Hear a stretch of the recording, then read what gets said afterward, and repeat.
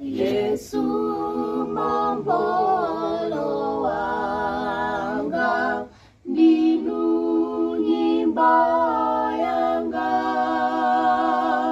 pulumutsi wa mwino ndikamavutika. Yesu mombolo wanga, ndiyimbira inu,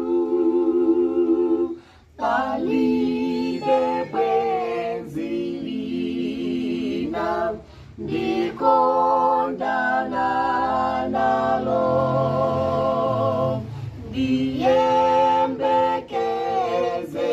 ndiyembekezeranu mwazaka zonsezi, ndikapanikizidwa polira misonzi. Yesu mombolo wanga, ndiyimbira inu,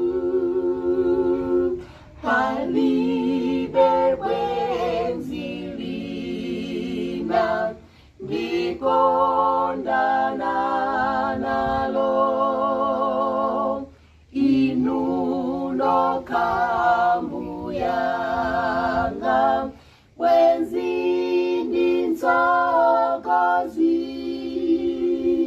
ndikondetsa inutu kuposa zanziko.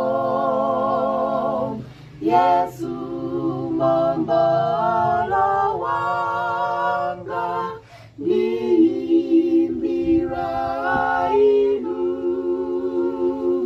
palibe bwenzi lina ndikondana nalo,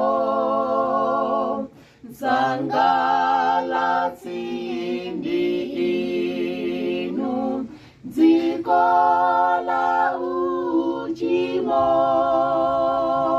ndikuganizani inu, zipata za mwamba.